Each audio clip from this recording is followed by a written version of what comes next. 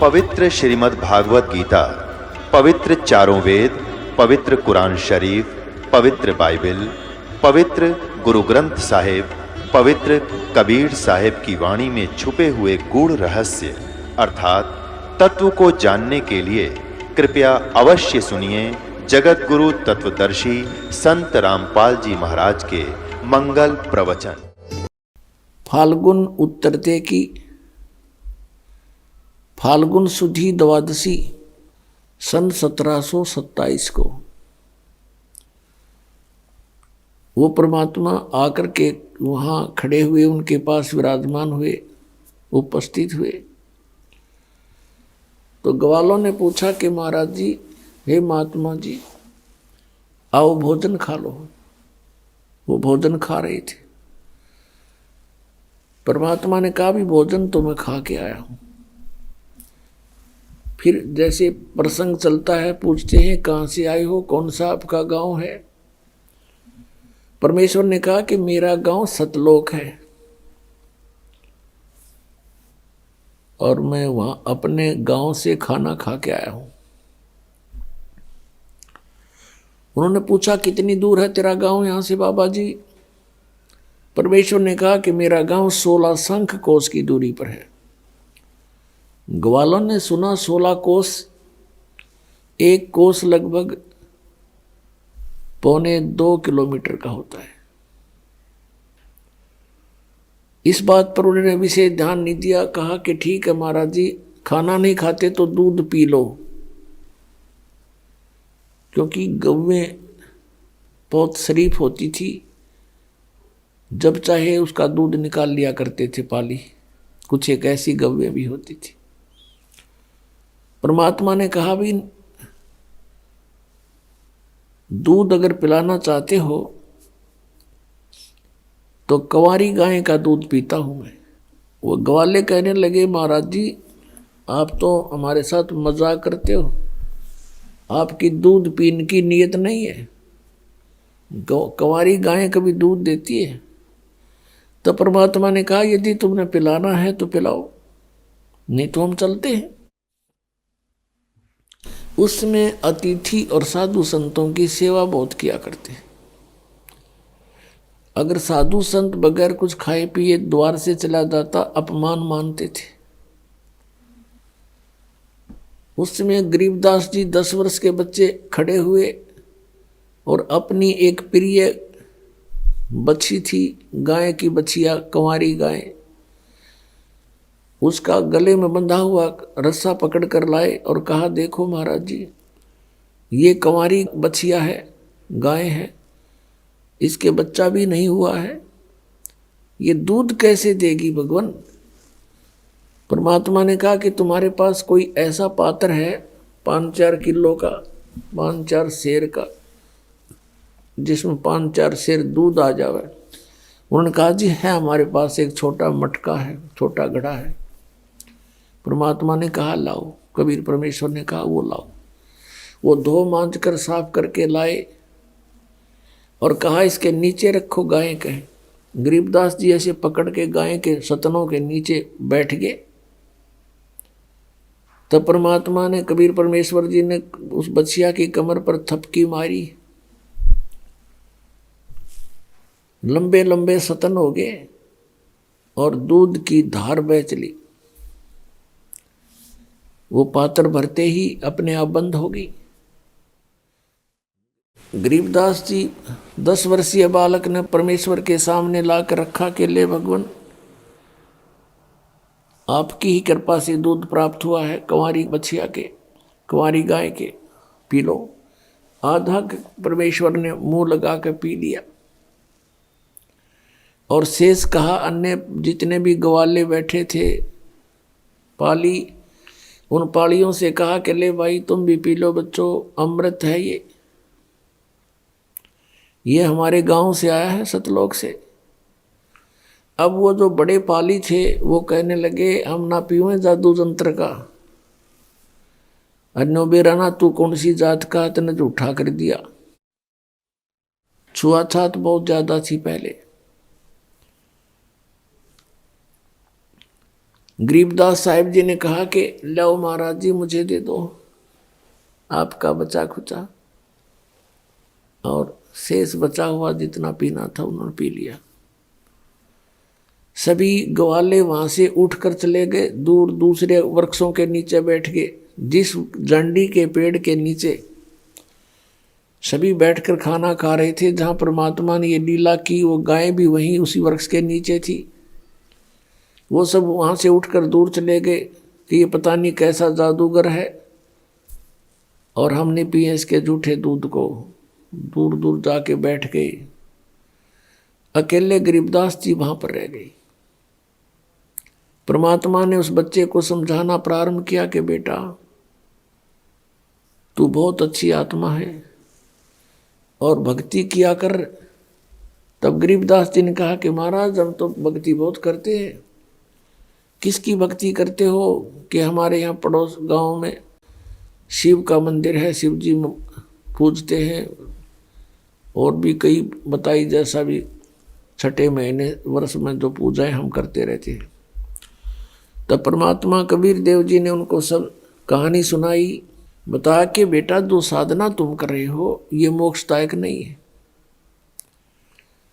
कोटि जन्म तो भर मत होगे, कुछ ना हाथ लगा रे।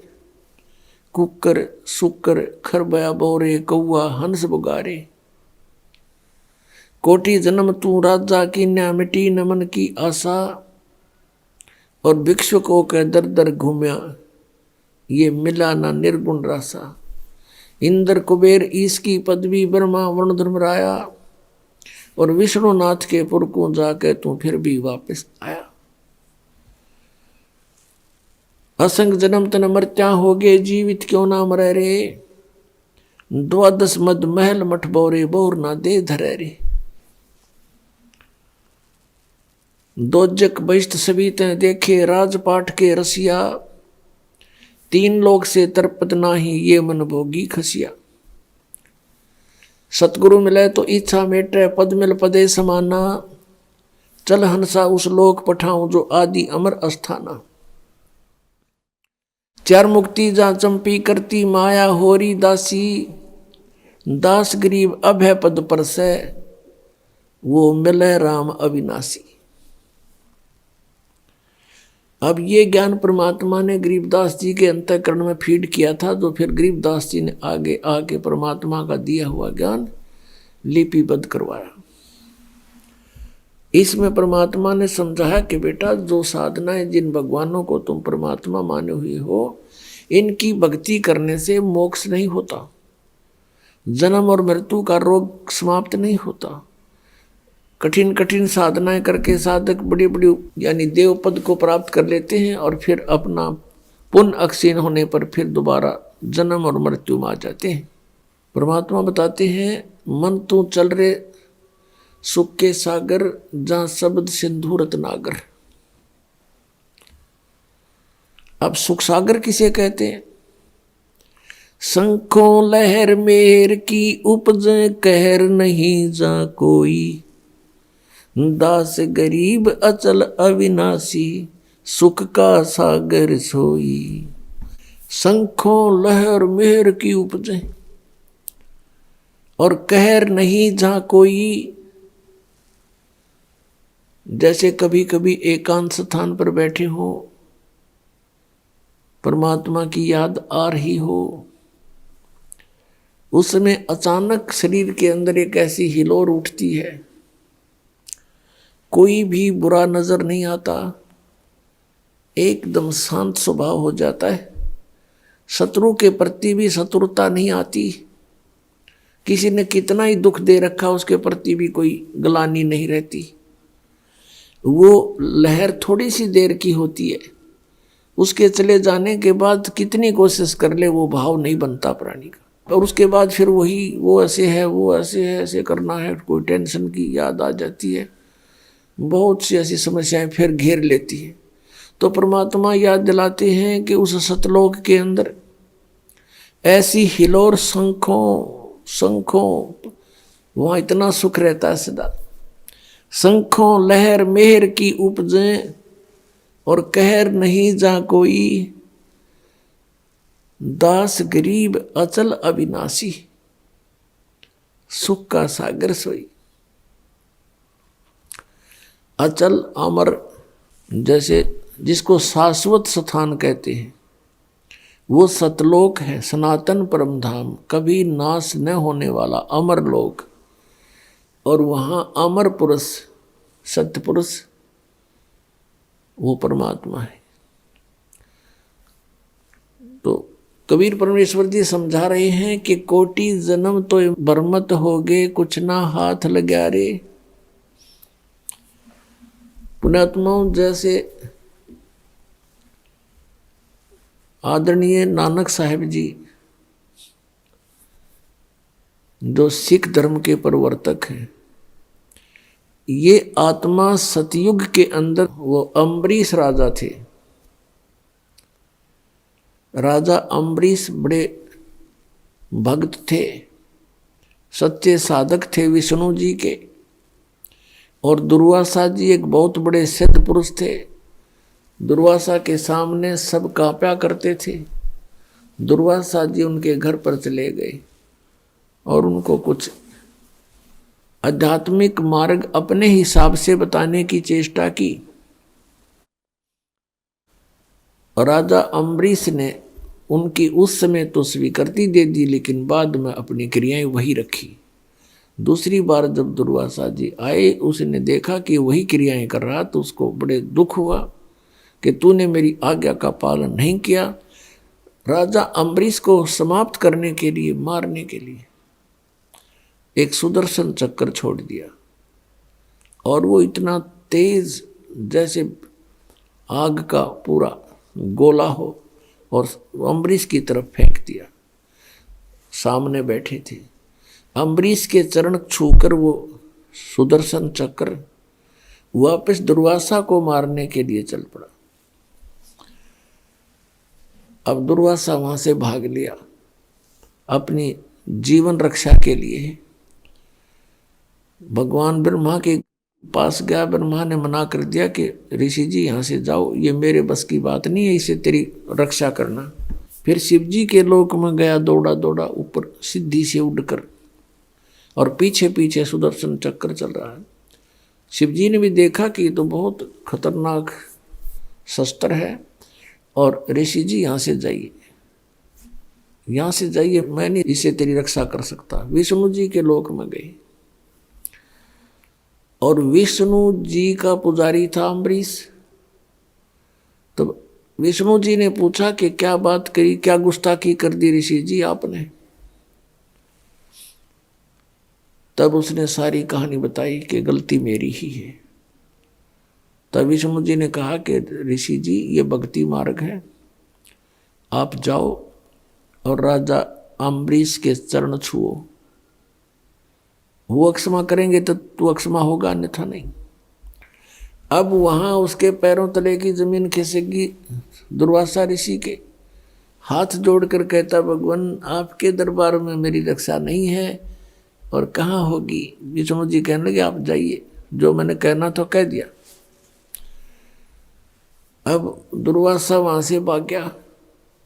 फिर आकाश में उड़कर पीछे पीछे वो सुदर्शन चक्र अम्बरीश राजा के चरणों में आकर के वो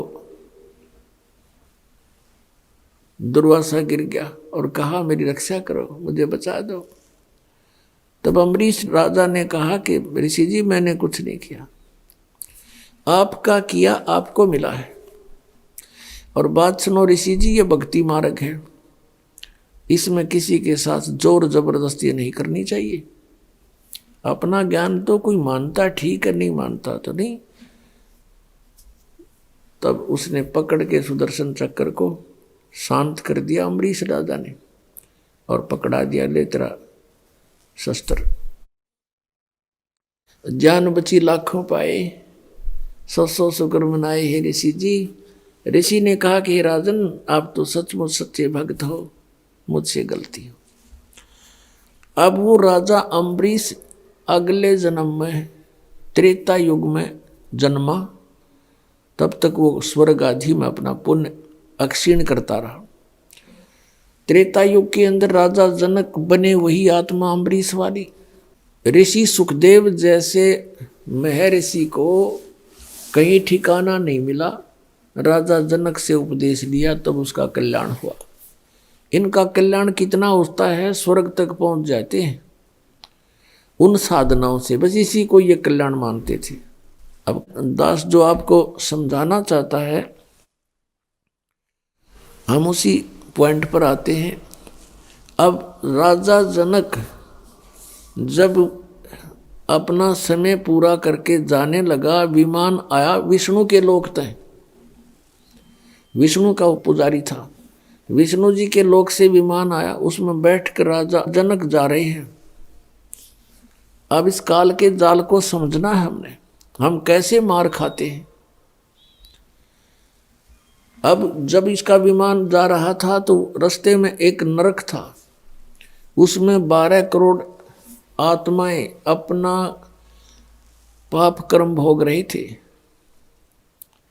हाहाकार मची थी, चिल्ला रहे थे, उनको कूटा जा रहा था, बुरी तरह पीटा जा रहा था, और किसी को कहीं यातनाएं, भयंकर यातनाएं दी जा रही थी। तब राजा जनक, क्योंकि साधु संत दयालु होते हैं, उन्होंने कहा अपने विमान चालकों से कि मेरा विमान रोको। विमान रोक दिया और पूछा कि ये रोने की आवाज़ कहाँ से आ रही है, पता करो।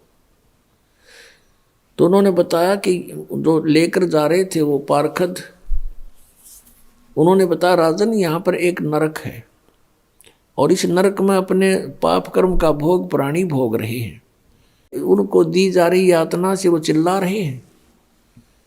राजा जनक ने कहा कि इनको सबको छोड़ दो,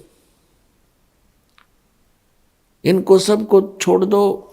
तब उन पार्षदों ने कहा कि राजन यहाँ आपका आदेश नहीं चलेगा, यहाँ तो धर्मराज का आदेश चलता है। तब उस राजा जनक ने कहा कि धर्मराज से मेरी बात कराओ। धर्मराज वहीं पर आ गए और कहा राजन आप चलिए, आप तो स्वर्ग के अधिकारी हो, ये तो नरक है। तब राजा जनक ने कहा कि आप इन सबको छोड़ दो और मेरे साथ स्वर्ग भेजो तो मैं जाऊं, नहीं तो मुझे यही छोड़ दो, मुझे भी इनके पास ही छोड़ दो। अब इतने दयालु थे पुण्यात्मा, ये दयालुता के काम आवेगी हमारे इस तरह की, हम मार यूं खाते हैं। अब धर्मराज ने कहा कि ऐसे नहीं आपको यहाँ छोड़ सकते, आपको स्वर्ग के अधिकारी हो, स्वर्ग जाना पड़ेगा, ये नरक के अपना भोगेंगे कर्म, यहाँ तो जैसा कोई करेगा वैसा भोगना ही पड़ेगा। तो राजा जनक ने कहा कि फिर मुझे भी यहीं छोड़ दो, मैं नहीं जाने का। फिर धर्मराज ने एक विकल्प निकाला कि ऐसा करो, आप अपने कुछ पुण्य दे दो इनको, अपने पुण्य संकल्प कर दो, उन पुण्यों के आधार से इनको तेरे साथ वहां भेज देंगे। राजा जनक ने आधे पुण्य दे दिए अपने सारे। इन पुराणों के अंदर राजा जनक की जो हिस्ट्री हम पढ़ते हैं उसमें लिखा कि इन्होंने बहुत बड़े बड़े यज्ञ करे, लाखों करोड़ों व्यक्तियों को वहाँ पर साधु संतों को भोजन करे, भंडारे करे, गौवें दान करी ब्राह्मणों को, ऐसे यज्ञ किया करता था। अब जो पुण्य किए थे उनमें से आधे उन 12 करोड़ को दे दिए। वो 12 करोड़ आत्माएं नरक से निकाल ली गई, विमान में बैठा करके उनको भी राजा जनक के साथ स्वर्ग भेज दिया। अब पुण्यात्मा, जब तक राजा जनक के द्वारा दिए गए पुण्य उनके साथ हैं, जो 12 करोड़ नरक भोग रही थी आत्माएं, तब तक वो स्वर्ग में रहेंगे। और वो स्वर्ग के अंदर उनके पुण्य जब अक्षीण हो जाएंगे फिर पुण्य उसी नरक में डाले जाएंगे, क्योंकि उनका फिर वो पाप कर्म भी अभी शेष है। और दूसरी तरफ राजा जनक के आधे पुण्य तो वहां गए, बाकी इसने वहां स्वर्ग के अंदर नाच कूद करके, गाने गुणे देख सुन के वहां किए। इनके कर्म बिगड़वा दिए, पुण्य समाप्त हो गए। उसके बाद फिर राजा जनक का जन्म हुआ, उसी आत्मा का, अम्बरीश वाली आत्मा का। भारतवर्ष में पहले ज्वाइंट भारत था, जो पश्चिमी पाकिस्तान के तलवंडी गांव में श्री कालूराम मेहता खत्री अरोड़ा के घर पे, और उनका नाम रखा गया नानक चंद। अब पहले जब यही पुण्यात्मा राजा थे, राजा अम्बरीश, राजा जनक रूप में, तो इनके लाखों नौकर होते थे, सैनिक होते थे। पुण्य क्षीण होने के बाद वही आत्मा फिर स्वयं एक सुल्तानपुर नगर में, सुल्तानपुर शहर में एक नवाब के यहाँ स्वयं नौकर लगे। और यदि परमात्मा उनको नहीं मिलते तो इस कलयुग में तो पाप ही पाप हैं, कोई पुण्य बनता ही नहीं। तो वही आत्मा फिर 84 लाख योनियों में चले जाते हैं। वो परमात्मा कितने दयालु हैं। अब इस प्रसंग को यहीं समाप्त करते हैं। अब हम फिर आते हैं वापस कि कोटि जन्म तन भर मत होगे, कुछ ना हाथ लगा रे। कुकर सुकर खरबया बोरे, कौआ हंस बुगारे। कोटि जन्म तू राजा की, ना मिटी न मन की आशा। भिक्षुक होके दर दर घूम्या, वो मिला ना निर्गुण रासा। कोटि जन्म तू राजा की न्या, है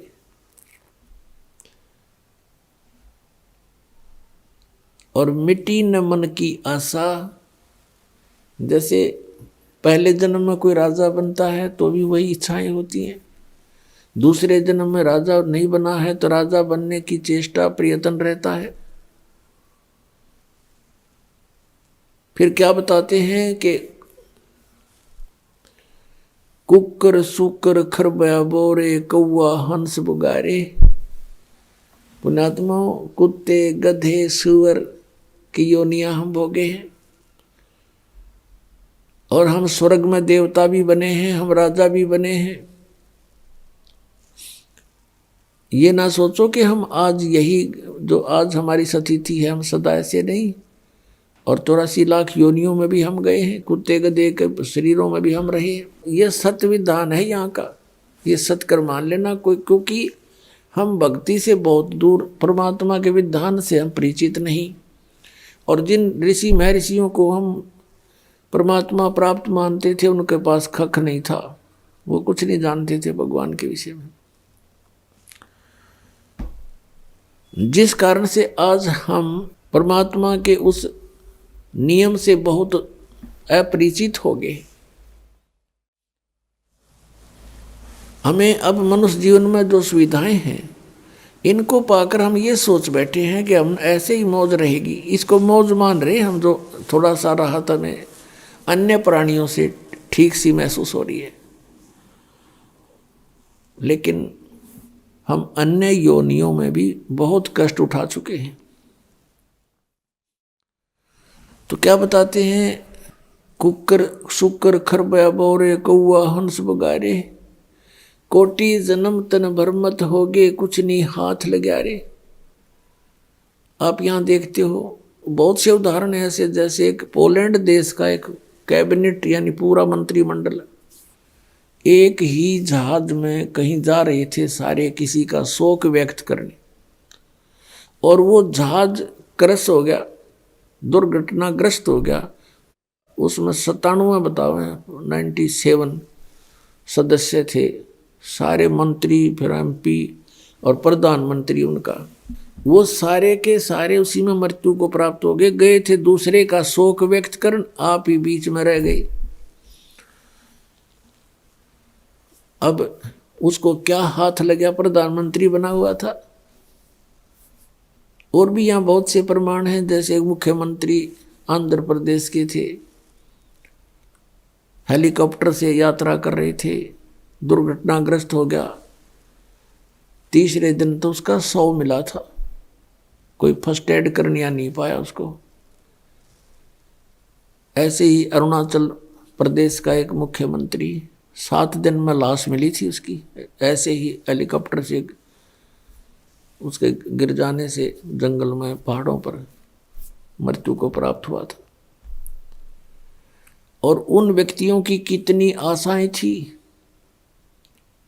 पता नहीं कहाँ कहाँ के प्रोग्राम मीटिंग रखी हुई थी, अब कहाँ गई वो। ऐसे ही बहुत सी बातें हमें याद हैं। और प्रतिदिन ये तो बड़े बड़े व्यक्तियों की, जो जिनको हम बड़े मानते हैं, उनकी घटनाएं सुना रहे हैं आपको, और जनसाधारण को आप देखते ही हो। तो कोटि जन्म तन भरमत होगे, कुछ नहीं हाथ लग्या रे। मुख्यमंत्री था, प्रधानमंत्री था, अब मृत्यु का प्राप्त हुआ, भक्ति करी नहीं, कुत्ता बनकर घूम रहा है सैर सपट्टे करता हुआ, या कहीं प्रेत बनकर भटक रहा है, उसको क्या मिला उस प्रधानमंत्री के पद से। तो पुण्यात्मों, जो इस मनुष्य जीवन से हमने करना चाहिए वो भूल गए हम, और साधना करते हैं, शास्त्रों विरुद्ध त्याग कर करते हैं, उसे कोई लाभ होना नहीं। गीता जी अध्याय नंबर 16 के श्लोक 23 में कहा कि शास्त्र विधि को त्याग कर जो मनमाना आचरण करते हैं, उनको न तो कोई सुख हो सकता, ना उनकी गति हो, ना कोई सिद्धि को प्राप्त हो सकते, अर्थात यूजलेस। इस प्रकार हम अपने मनुष्य जीवन को व्यर्थ करते रहे। इंद्र कुबेर ईश की पदवी, ब्रह्मा वर्ण धर्मराया। ओए होए, इंद्र कुबेर, कुबेर धन का देवता यानी वित्त मंत्री एक ब्रह्मांड का, और इंद्र स्वर्ग का राजा। ईश ब्रह्मा विष्णु महेश की पदवी भी आप जी ने बहुत बार प्राप्त की है। बताओ, अब ये बातें हमें किसी ने ज्ञान कराया नहीं, हम इन्हीं घिसी पिटी उस अज्ञान लोक वेद के आधार से अध्यात्म ज्ञान सुना करते थे। अब हमें पता चला कि हम कितने युगों से कष्ट उठा रहे हैं। तो पुण्यात्माओं, इस प्रकार का ज्ञान आदरणीय गरीबदास साहिब जी को परम पूज्य कबीर परमेश्वर जी ने बताया, जो जिंदा महात्मा के रूप में वहां प्रकट थे। अब छोटा सा 10 वर्ष का बालक बहुत प्रेरित हो जाता है, बहुत कुछ समझने योग्य होता है।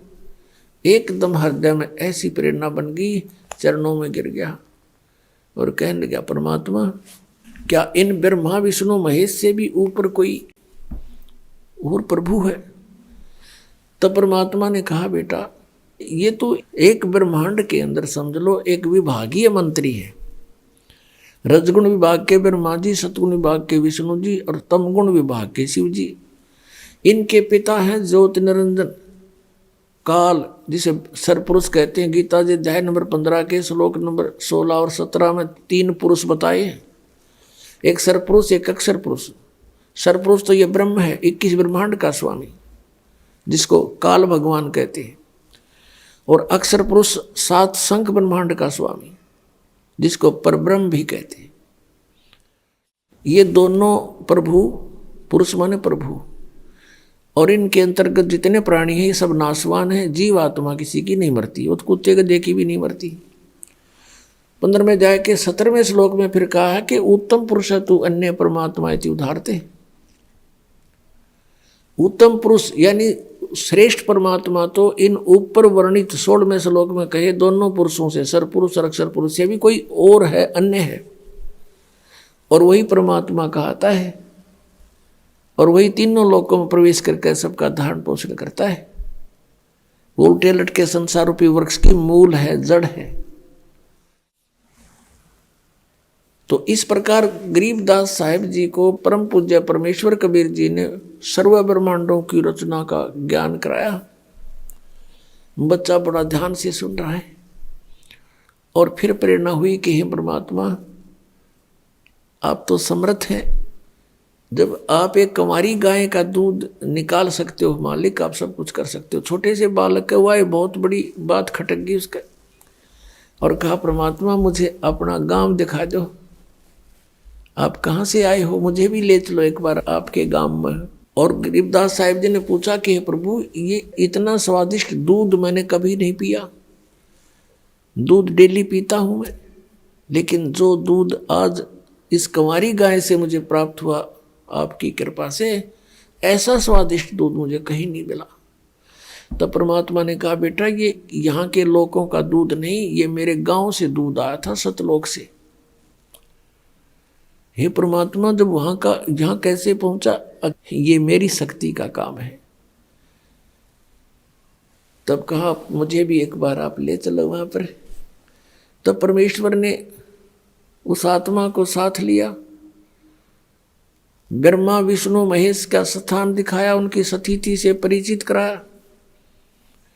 यहाँ के न्यायाधीश जो सबका लेखा जोखा करता है, सबको दंड देना है या कोई स्वर्ग प्राप्ति करवानी है, जहाँ सबका अकाउंट होता है, वहाँ पहुँच गए गरीबदास जी को लेकर के। जो ही परमात्मा कबीर देव जी जिंदा महात्मा के रूप में, जिंदा संत कैसे होते, मुसलमानों के अंदर होते हैं, एक ओवरकोट सा पहनते हैं, एक काला सा ओवरकोट पहनते हैं घुटनों से नीचे तक का, और एक कच्छा पहनते हैं घुटनों से ऊपर तक का, और एक काला सा टोप ऐसे लंबे से ढंग से बना करके चद्दर का। वो ऐसी वेशभूषा वाले को जिंदा महात्मा कहते हैं। और परमात्मा जब भी जिस आत्मा को मिले, इसी वेश में मिले हैं। जब वहां पहुंचे तो परमात्मा धर्मराज के दरबार में, यहाँ के चीफ जस्टिस के दरबार में पहुंचे, 21 ब्रह्मांड के। और जाते ही धर्मराज ने कुर्सी त्याग दी, अपना आसन छोड़ दिया, और उसको परमात्मा का और ही रूप दिखाई दे रहा था। और एकदम खड़े हो गए और कहा, आओ महाराज बैठो। तब परमात्मा ने खड़े खड़े, जैसे उच्च अधिकारी छोटे कर्मचारी अधिकारी के ऊपर को आदेश देता है, उस समय वो उसको डांट के तरीके से भी बोलता है। ऐसे परमात्मा उस धर्मराज को कह रहे हैं। गरीबदास साहब ने फिर बाद में बताया कि धर्मराय दरबार में देई कबीर तलाक, मेरे भूले चूके हंस को तू पकड़िए मत कजाक। कजाक जैसे डांट मारते हैं। तो इस प्रकार धर्मराज कर जोड़कर खड़ा हो गया। बोले पुरुष कबीर से, धर्मराज कर जोड़, आपके जीव न पकड़ो ने मन 2 ही लाख करोड़। अब इस तरह अपनी समर्थता से परिचित कराया कि मैं क्या हूं। फिर वहां से निकल कर वहां पहुंचे परमात्मा, जहां ये काल बैठा था 21वें ब्रह्मांड के अंदर, और जहां से सतलोक जाने का एक रास्ता है, वहां ये चौकस रहता है कोई प्राणी इधर से निकल ना जावे। और जो ही परमात्मा वहां पहुंचे और परमेश्वर ने गरीबदास जी से कहा कि बेटा देखना, ये है वो काल भगवान, वो बैठा काल, और ये कभी किसी के सामने नहीं आता, इसने प्रतिज्ञा कर रखी है।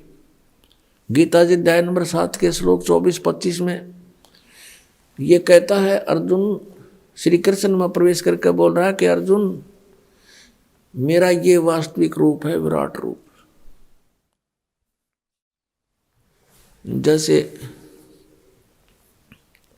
11वें अध्याय के 47, 48, 32 और 21 में अर्जुन भी उसको आंखों देख करके विवेचन करता है, बता रहा है, और वो खुद भी कहता मैं काल हूं और अब प्रगट हुआ हूं, और ये है असली रूप मेरा, जिसको देखकर अर्जुन जैसे योद्धा भी कांप रहे थे। तो ये 7वें अध्याय के 24-25 में कहता है कि अर्जुन, मैं अपनी योग माया से छुपा रहता हूं, मैं कभी किसी के समक्ष नहीं होता अपने इस ओरिजिनल रूप में, जो मेरा काल रूप है। तो वहां वो अपने काल रूप में बैठा था। परमात्मा को देखकर वो एकदम चौकस हुआ कि कौन आ गया इधर। तब परमेश्वर ने कहा, देखना बेटा, ये किसी को नहीं जाने देता इधर से, चाहे ब्रह्मा हो, चाहे विष्णु, चाहे शिव, यहां नहीं आ सकता, किसी की हिम्मत नहीं। और मैं ईब सतनाम का जाप करूंगा, एक सतनाम मंत्र है 2 अक्षर का, उसका जाप करूंगा, और देखना ये कैसे हो जाएगा। अब परमात्मा ने लीला करनी थी। 2 अक्षर का नाम वो सतनाम जाप किया और एकदम नीचे को गर्दन कर ली, नहीं तो न्यू ऐसे आंकड़ा बैठा था, कौन आ गया, एकदम नीची गर्दन होगी, न्यू विवश हो गया उस मंत्र के जाप के सामने। और कबीर साहब ने उसके सिर पे पैर रखा और कहा आजा बेटा चल ऊपर को। अब क्या बताते हैं कबीर साहब, जैसे फणपति मंत्र सुन रखे फन सकोड़ी, ऐसे बीरा मेरे सतनाम से यू काल लेवे मुंह मोड़े। ये सतनाम इतना प्रबल है 2 अक्षर का कि जैसे फनपति, फनपति माने सर्प, सांप, और ऐसे फन फैलाए खड़ा हो और गारडू एक मंत्र बोल देता है सुपेरा, उस मंत्र के बोलते ही वो अपने फन को नीचे कर लेता है, सकोड़ लेता है, यानी इकट्ठा कर लेता है, फैलाया नहीं रह सकता वो, उसमें कोई क्रियाकरण की हिम्मत नहीं रहती। परमात्मा बता रहे हैं कि ऐसे मेरे सतनाम के सामने यूं काल मुंह मोड़ लेता है, झुक जाता है। जैसे फनपति मंत्र सुन राखे फन सकोड़, ऐसे मेरे सतनाम तयू काल लवे मुंह मोड़े।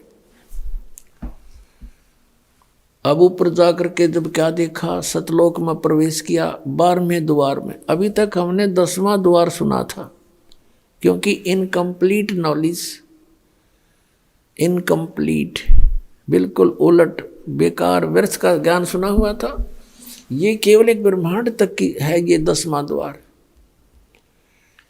और 11वां द्वार है जब काल के 21 ब्रह्मांडों को पार करके 7 संग ब्रह्मांड इस अक्षर पुरुष के उसमें प्रवेश करते हैं, वो है 11वां द्वार।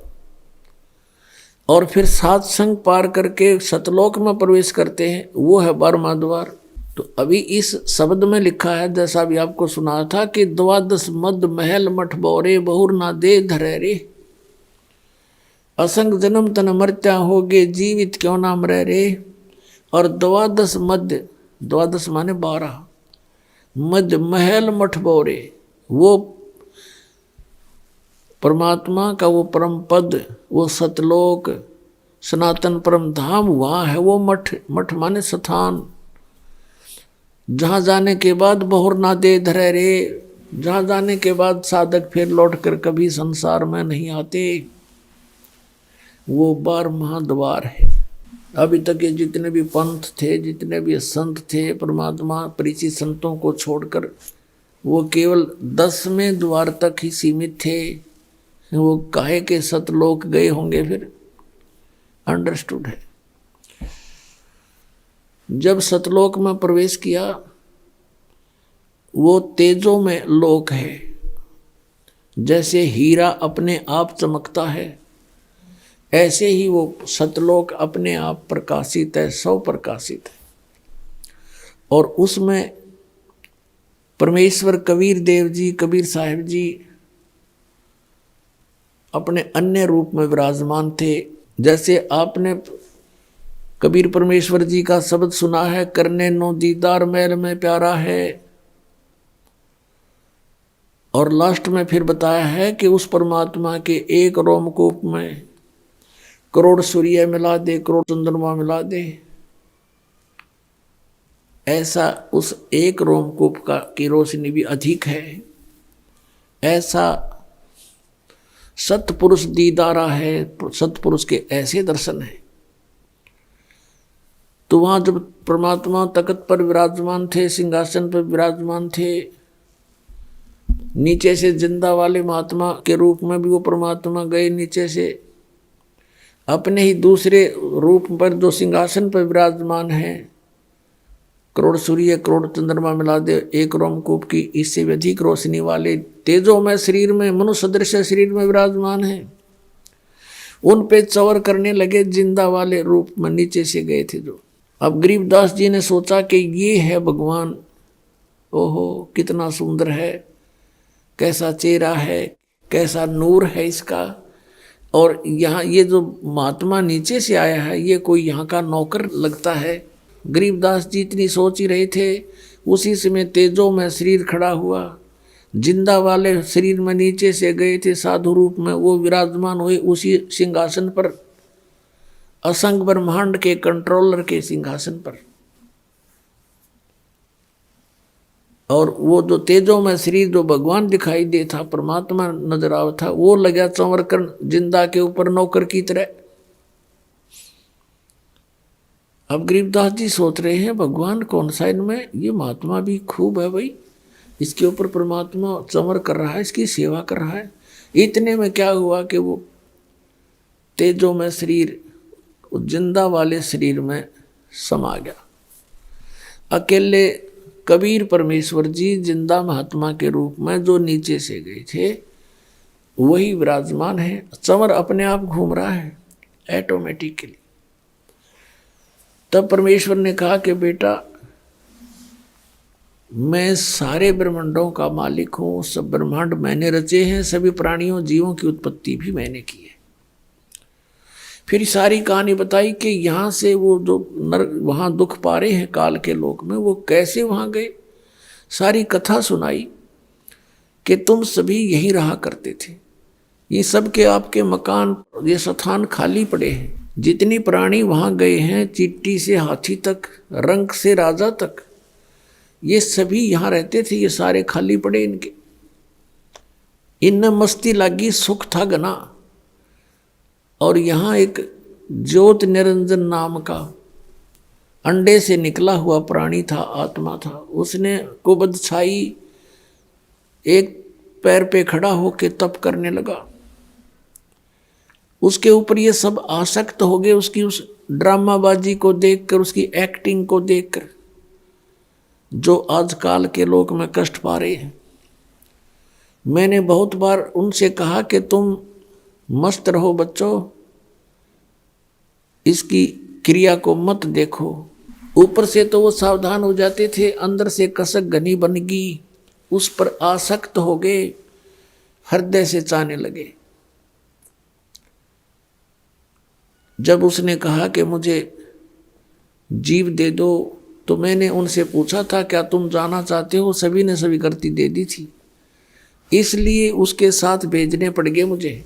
और देखो बेटा यहाँ कितना सुख है, और वहाँ क्या हो रहा है, कभी फ्लड आ जाता है, कभी अकाल गिर जाता है, किसी की रोग से मृत्यु, कभी महामारी फैल जाती है, कहीं जल उपलब्ध नहीं है तो कहीं फ्लड ही फ्लड है।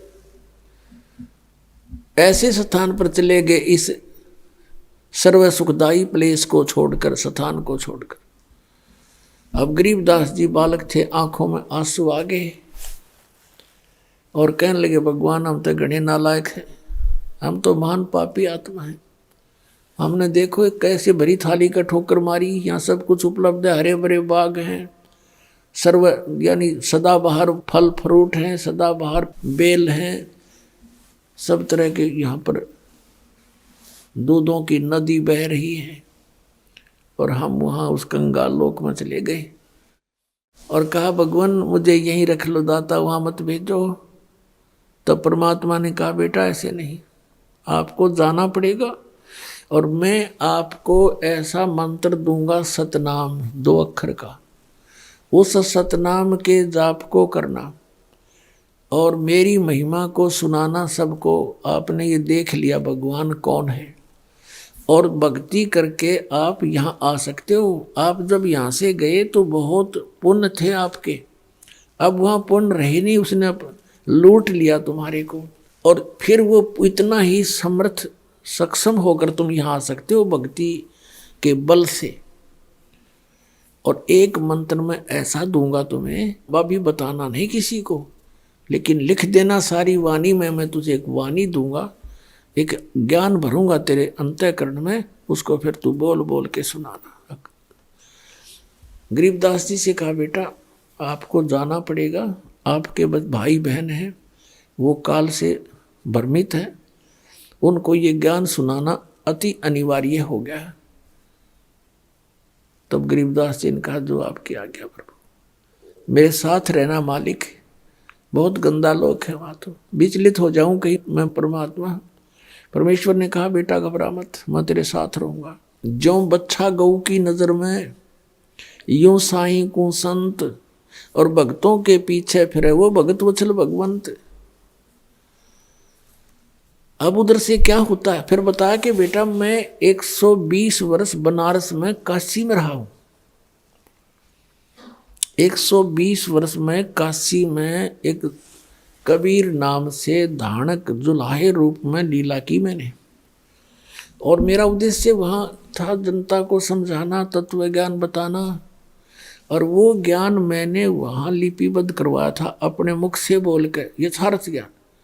अब उसमें काल के दूत प्रवेश हो चुके हैं, उन्होंने उस वाणी को बहुत सा खराब कर दिया है, उस ज्ञान को।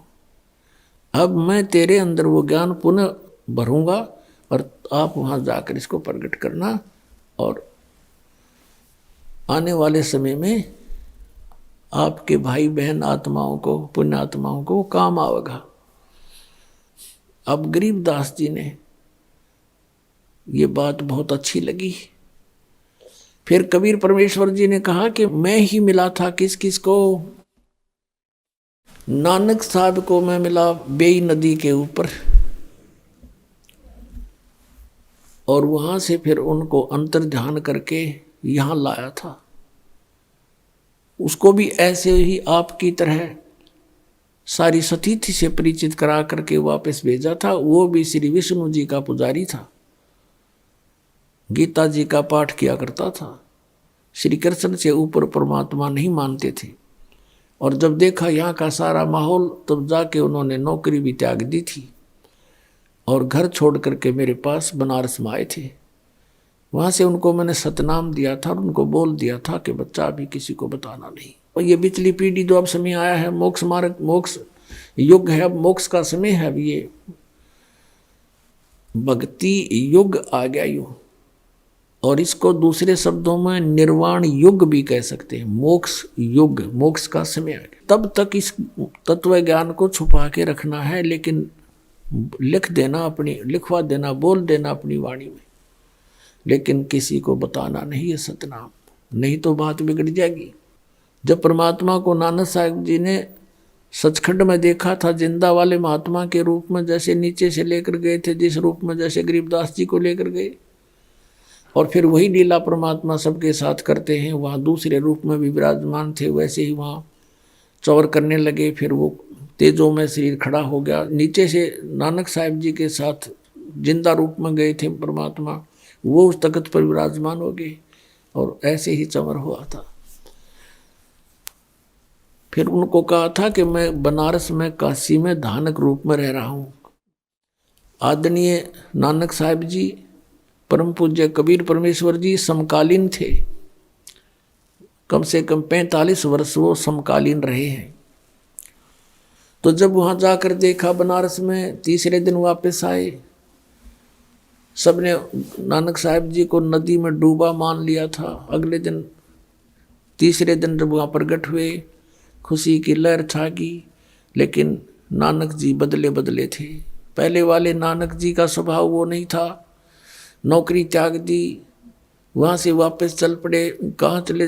बनारस में आए, काशी में आया, देखा तो वही परमात्मा जो असंख्य ब्रह्मांड का स्वामी वहाँ जुलाहे के रूप में बैठकर कपड़ा बुन रहा है खड्डी में, उसको देखकर हैरान रह रहे हैं। कहते हैं, फाई सूरत मलुक की वेश, ए ठगवाड़ा ठगी देश, खरासियाना बोता बार, ये धानक रूप रहा करतार। लोगों देखो, ये धानक रूप रहा करतार, ये बैठा परमात्मा, ये मालिक बैठा। अब आसपास के दुल्हा इकट्ठे हो गए। उन्होंने पूछा, कहाँ से आए हो भक्त? नानक जी ने बताया कि मैं पंजाब से आया हूँ। पहले पंजाब था ये सारा, पश्चिमी पाकिस्तान भी पंजाब प्रांत था।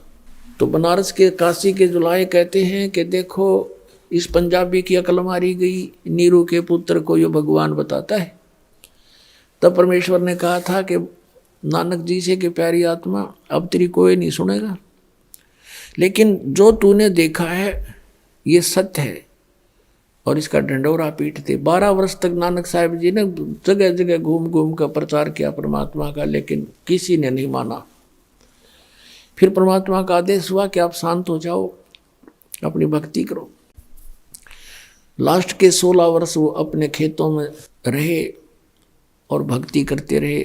जो उनके निकट आता था उनको ज्ञान समझाते रहे। तो गरीबदास साहिब जी को उधर समझा रहे हैं परमात्मा के ऐसे ऐसे मैं बहुतों को मिला हूं और मैं पूर्ण परमात्मा हूं। उधर से क्या हुआ कि गरीबदास जी का शरीर वहीं पर रह गया था। जो गवाले थे, पाली थे, दूसरे गौवें चरा रहे थे। उन्होंने 1-2 घंटा के बाद देखा, क्योंकि उसमें टर्न होती है इन पालियों की, 2 घंटे, 1 घंटा वो गौवों को संभालेगा, 1 घंटा वो संभालेगा, इस साइड में वो, उस साइड में वो, कहीं किसी की खेती में ना नुकसान कर दें पशु, इस तरह। तो जब उसका नंबर आया गरीबदास जी का, 1-2 घंटे के बाद उन्होंने संभाला कि भी वो लड़का कहाँ है। बोला, उसका नंबर आ गया, टर्न आ गई उसकी गौ घेरने की। वहां जाकर एक ने कहा, गरीबदास जी को गरीबू कहा करते थे, गांव में ऐसे ही बोलते हैं। और गरीबदास साहिब जी का मूल गांव तो करोथा है, जहां दास का आश्रम था, अब भी है। वहाँ मूल गांव तो वो था, लेकिन वहाँ उनके नानके थे। गरीबदास साहिब जी की माता का कोई भाई नहीं था और उनके पिताजी के ज़मीन बहुत घनी थी। 1400 एकड़ ज़मीन थी। तो गरीबदास जी के पिताजी को वहाँ घर जमाई रख लिया था गरीबदास जी के नाना जी ने। और गरीबदास जी का जन्म भी वहीं हुआ था, छुडानी गांव में। तो वो लड़की का लड़का था वहाँ पर। तो कहने लगे, अरे वो लड़की का लड़का कहाँ लाओ, बुलाकर। आके उन्होंने आवाज़ लगाई, अरे गरीबू आजा, तेरा नंबर आ गया।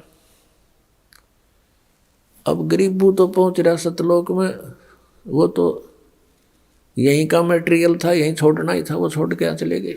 निकट सी जाके आवाज़ लगाई, ऐसे बैठे थे आसान, ऐसे आम व्यक्ति बैठ जाता है। निकट सी जाके आवाज़ लगाई, रे गरीबू खड़ा हो ले। बिल्कुल साथ जाके देखा तो जैसे समाधि लगाए बैठा हो, पकड़ के उस किसी ने हलाया, जो बुलाने गया था, अरे भगत जी खड़ा हो। अब वो ऐसे गिर गए पीछे ने। देखा है तो मर गया, मृत्यु होगी। दूसरे पालियों को बुला, आ जाओ आ जाओ, तो मर गया लड़का। सब भाग कर आए, देखा सचमुच तो मर गया। अरे इसने जंतर मंत्र का दूध पी लिया, मरना तो था ही। बहुत मना किया हमने। अब उधर से गांव की तरफ भागे 2-3 पाली। गांव वहां से लगभग 2 किलोमीटर की दूरी पर था। छोटा सा गांव था। संदेशा मिलते ही सब सन्नाटा छा गया कि वो लड़की का लड़का ऐसे ऐसे मर गया, किसी बाबा जी ने जंतर मंत्र का दूध पिया दिया उसने, कुंवारी गाय का निकाल के।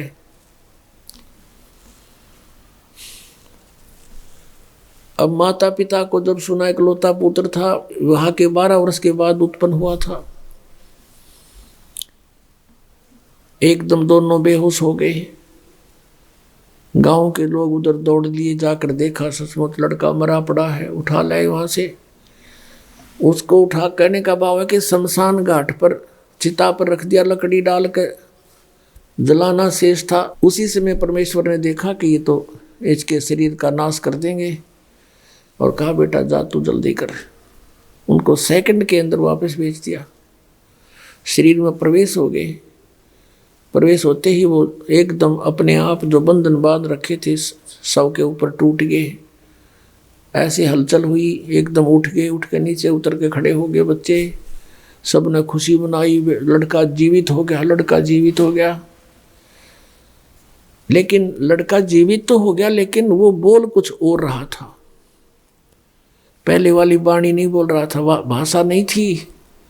वो अमृत ज्ञान जो परमात्मा ने उनके अंतःकरण में फीड किया था, और आंखों देखा, जो उन्होंने सब कुछ देखा था, अब वो बोल रहा था। झूठे सुख को सुख कहे, ये मान रहा मन मोदे। ये सकल चबीना काल का, कुछ मुख में कुछ गोदे। अब सब उससे पूछ रहे हैं, बेटा क्या हो गया था? वो बता ही नहीं रहे कौन था वो बाबा जी तेरे को जंतर मंत्र का दूध पिला दिया। वो कहा करते थे अनंत कोट ब्रह्मांड का एक रति नहीं भारे, सतगुरु पुरुष कबीर हैं ये कुल के सिरजनहारे। वो तो वाणी बोलने लग जाते, उनके प्रश्न का उत्तर वह देते नहीं थे। तो गांव वालों ने सोचा भी लड़का जीवित तो हो गया पर यू मेंटल हो गया, पागल हो गया। उनको बावड़ा कहने लगे गांव वाले, बावड़िया, बावड़िया कहा करें गांव में, पागल हो गया पागल। ऐसे 3 वर्ष बीत गए और जहां भी घर वाले भेजे खड़ा खड़ा अपने वाणी बोल रहा, यही घंटों बोलता रहे। तो इलाज लूज भी करवाया, जंतर मंत्र झाड़े झूड़े लगवाए, जैसे गांव में ट्रीटमेंट होया करते थे। कोई वैद्य से दिखाया, सब कुछ कर लिया, लेकिन ऑल इन वेन, सब विफल हुए। तो सोचा कोई बात नहीं, या लड़की इस जैसा भी लड़का है इसको देखकर जीवित रहेगी, नहीं तो मर जाती है। अपना टाइम पास कर लेगी इस बावड़िए के साथ, ये सोचकर संतुष्टि कर ली उसके नाना जी ने और आसपास के सभी अन्य व्यक्तियों ने। अब 3 वर्ष के बाद एक दादू पंथ का एक साधु बना हुआ था, बनिया सेठ वैश्य, और वो 60-65 वर्ष की आयु का हो चुका था। घर से सन्यास लेकर के, बाल बच्चेदार था वैसे तो, सन्यास लेकर के दादू साहेब को भी परमेश्वर कबीर जी मिले थे। ऐसे जैसे गरीबदास जी को मिले थे, वैसे कहीं गांव से बाहर बनी में खेल रहा था। 7 वर्ष की आयु थी दादू जी की। सतलोक से आए परमात्मा ऐसे जिंदा महात्मा के रूप में उनको भी ज्ञान दिया, उनको उनकी आत्मा को भी सचखंड लेकर गए थे। और 3 दिन और 3 रात बेहोश पड़े रहे थे वो दादू साहब जी, 7 वर्षीय बालक। दादू जी साहब के साथ भी यही प्रक्रिया की थी जैसे गरीबदास जी के साथ हुई। सचखंड में सतलोक में देखा कबीर जी उस जिंदा महात्मा को अनंत कोट ब्रह्मांड के सिंहासन पर विराजमान, और परमात्मा ने कहा कि मैं कबीर हूँ, काशी में 120 वर्ष तक रहा था, मैं ही कबीर हूँ। ये डिटेल फिर बताएंगे इन अन्य संतों की। अब हम प्रसंग पर उसी पर आते हैं। अब उस दादू पंथ के अंदर वो दीक्षित था, उसका नाम गोपाल दास था, जो साधु बना हुआ था बनिया लाला जी वैसे, और बड़ा अच्छा नेक व्यक्ति था। एक दिन वो छुड़ानी गांव में अपने किसी भगत के यहाँ रुक गया आके। उस भक्त ने कहा कि महाराज, साधु की विद्या को साधु ही ठीक कर सकते हैं। हमारे एक चौधरी का लड़का, यानी हमारे यहाँ लड़की का लड़का समझो, उसको एक संत ने कंवारी गाय का दूध निकाल के पिला दिया। उस दिन से वो मेंटल हो गया, वो तो मर गया था। परमात्मा ने सुन ली बेटी की, वो लड़का जीवित हो गया। अब लेकिन पागल हो गया उस दूध को पी के, उसके दिमाग में फर्क हो गया।